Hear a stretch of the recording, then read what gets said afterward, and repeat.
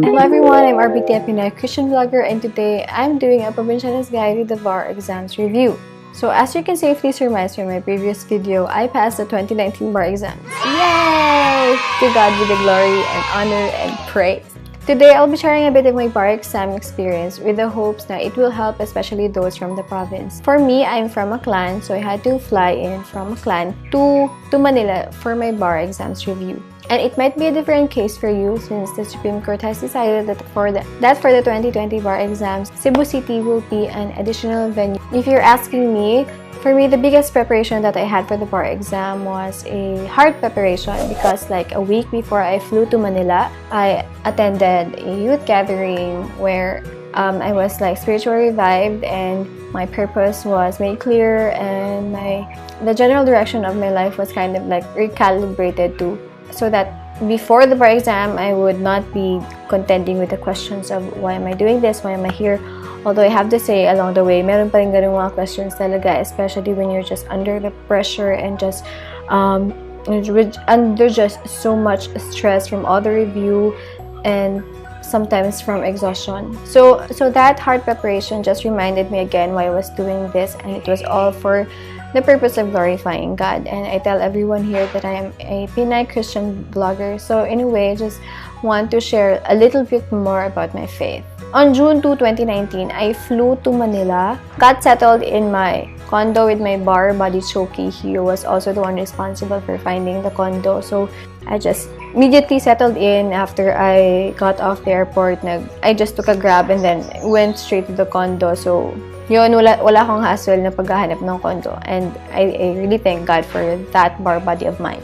And then we had already pre-enrolled in the Villasis Law Center Moraita branch review classes for the weekday classes. So it was from Monday to Thursday. Meron mo ditong taga Villasis na nag-review. If there's anyone there, just comment below and say hi. My daily routine was waking up at around 5 or 5:30 or sometimes even earlier. Then I would just have my prayer time, my devotions, and then a little bit of exercise, breakfast, and then my reading started. I tried to get in as much as possible, like at least 100 pages of reading per day. Sometimes I didn't know what I was doing. I didn't know why I was reading that.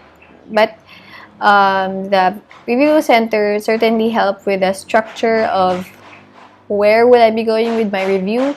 Like, I would allocate, if the review center allocated like 2 weeks for a certain subject, I would make sure that I would also do all my readings at that point. And Villasis Law Center also helped me with, in a sense, na yung, one advantage with Villasis Law Center is their mock bar exams because you really feel pressured to finish all the materials for that particular subject, and you will be sitting for 4 hours just the same way as you'll be doing with the bar, and halos same yung booklet, except at that time, di pa namin na-adapt yung 2 booklets, but generally, it gave you the sense of what you will be doing during the bar exam. So that was a very helpful tool with VLC. So for the weekday schedule ng VLC, the classes were from Monday to Thursday, 5 p.m. to 9 p.m. So usually, we would be out of the condo by 4 p.m. Naglalakad na kami kasi medyo kailangan pa namin sumakay papuntang Moraita. And to avoid the traffic, mga 4 or 3:30 minsan umalis na kami. Then, my favorite part is yung Friday sundown. I would just put away all the books and all my review materials, just put away out of our sight, because we celebrated the biblical Sabbath, which is from sundown to sundown of Friday to Saturday. So, for 24 hours talaga, wala kaming studying na ginagawa. Like, it was a total rest for us. You would go to church, or you would listen to sermons, or we just fellowship and have spiritual conversations with our friends and new friends that we just met there in Manila, or go to other churches. It was the rest day that our bodies really needed to just recharge and again realign our minds of why we're doing this, and just remind us that, hey, whatever happens, whether I pass or I fail, I still have to rejoice and praise God still, kasi my desired outcome may not be according to His will, but I know and I trust that it is for my best. So, ano yung ginagawa ko during break times? During break times, I would watch YouTube videos or would go to SM Manila kasi ang malapit na mall sa amin yon, or exercise or Or minsan, nagsiswimming din kami kasi merong swimming pool sa condo. Pag meron talagang time, guys, and it will come, meron talagang panahon na tatamarin ka talaga sa pag-aaral. Hindi ko alam. Maybe you've met your saturation point or pagod na pagod ka na. Pero yung ginagawa ko doon, pag tinatamad ako minsan mag-aral, dinadala ko yung notes ko sa labas. Like, maghahanap ako ng ibang study place na hindi sa condo. Because I didn't study out. I really didn't study out a lot because first, nagtitipid ako, and then the second thing is, hindi talaga naman ako minsan nakakapag-concentrate pag nag-study out ako. So, there was just like one time na nag-try ako na mag-study out sa medyo social na kape, which is actually Boast Coffee. Nag-try ako dun once, pero I wasn't really able to get any studying done, and I chose that instead of Starbucks kasi namamahalan ako. So, super tipid mode lang talaga, guys. Kung tipid mode din kayo, then makaka-relate kayo sa kinikwento ko. So, anyway, minsan, or kadalasan talaga, pag gusto ko like mag-study out feels or maiba lang yung environment, pupunta ako ng mini-stop. It's aircon, malamig din naman ng aircon, and meron namang desk, at meron mauupuan ka naman. I just plug in my wireless earphones, and then I'm good to go. But for the last 2 months, like October and November, doon ako nakatira sa kapatid ko. So that was just a huge load off my shoulders na hindi na ako maghahanap ng pagkain kasi try my best to eat healthy. By that time, I was already a pescatarian instead of being vegetarian kasi ang hirap talaga maghanap ng pagkain pag nasa Manila ka na and you're not cooking. And you're not cooking or no one's cooking for you. Kasi wala ka na talaga time, guys, magluto, as in, promise. So, shout out sa aking kapatid at sa aking sister-in-law sa kanilang palibreng lodging, board and lodging, tsaka unlimited playtime with my nephew. That was another very big blessing for me na marami akong time sa pamangkin ko. Kasi syempre, minsan lang naman ako makakapag-Manila. So kung tatanungin nyo kung papayat kayo or tataba, depende na lang talaga. Pero in my case, sa review lang kasi parang binawi ko na lahat ng na-lose ko doon na pounds. So, during the review, pumaya talaga ako.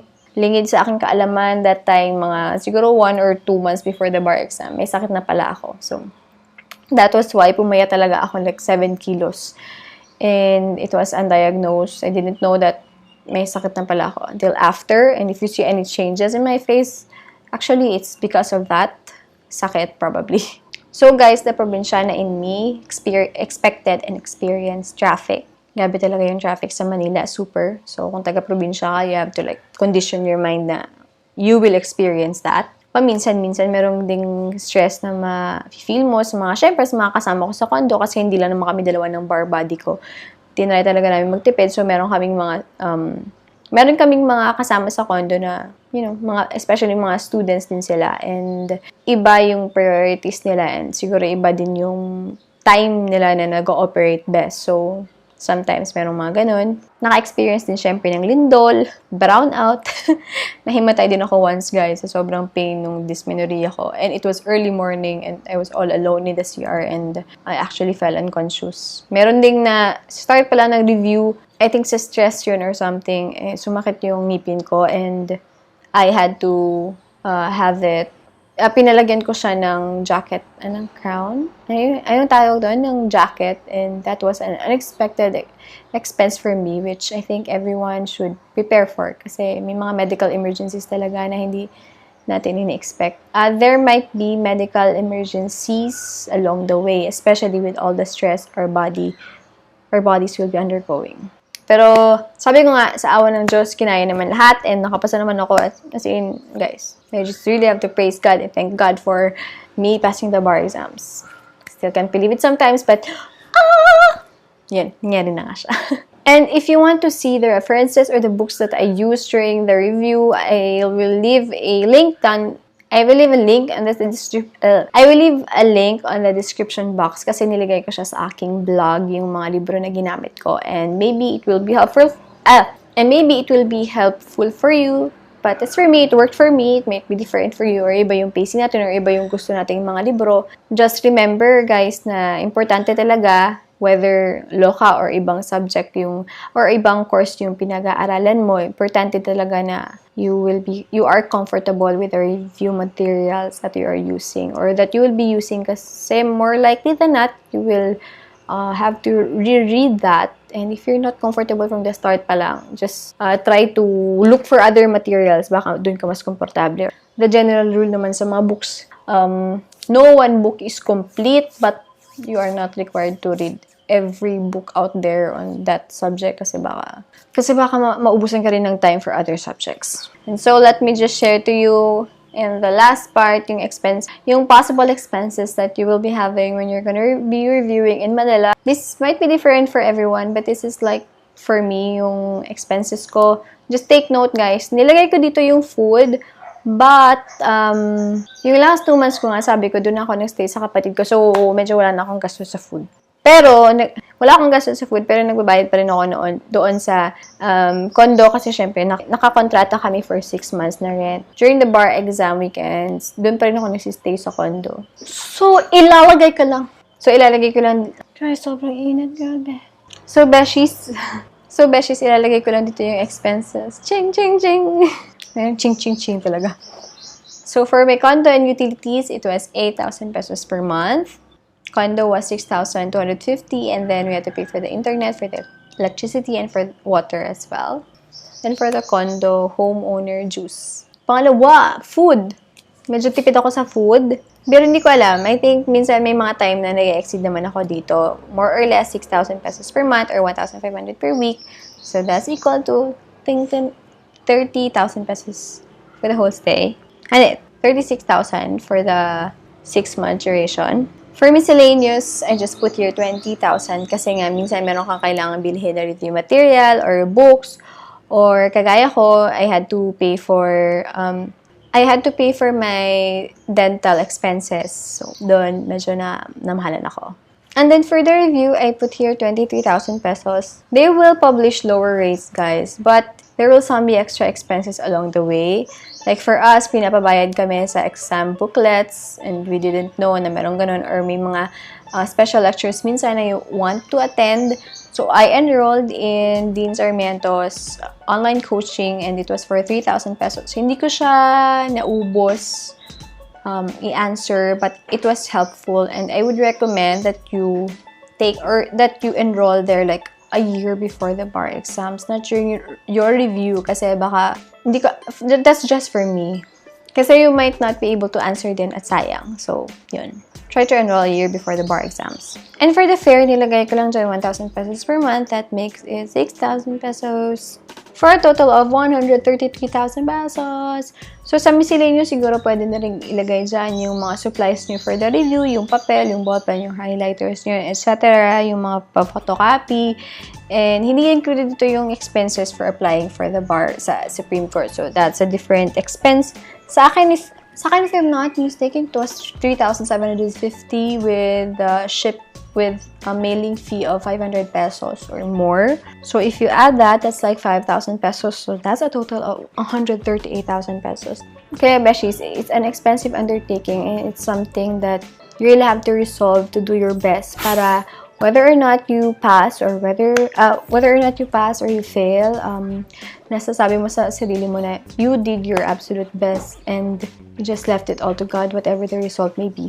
And take note, hindi ko alam sa school nyo, pero sa amin, I availed of the bar ops, pero walang housing sa bar ops namin. Instead, they gave us materials and our food, our breakfast and lunch during the bar exams. And they were very, very helpful. I'm so thankful for our school's bar exam. Shout out to Aklan Catholic College. And wala kaming bayad doon. In fact, the school actually gave us 5,000 pesos as parang allowance na during the bar exam. So that was a very huge help as well. It may be different for your school, but nevertheless, sa inyo pa rin yun if you want to enroll in or if you want to join the bar ops team sa school nyo. So in closing, whether you're from the province or whether you're from Manila, I believe that we really need prayers, God's will and God's providence, and a lot of hard work. Pagsusunog talaga ng kilay, guys. There's no shortcut to this for any exam that you will be reviewing in. Sa pag-aabogado man yan or sa kung anumang larangan na papasukin nyo. Hanggang dito na lang muna mga beshies. And if you want to see more bar videos, please feel free to comment below kung ano yung gusto nyong topic or kung ano gusto nyong tanong or anything about the bar exams. And I'd gladly answer those questions for you. So stay happy, stay positive, stay blessed. Bye! Ting!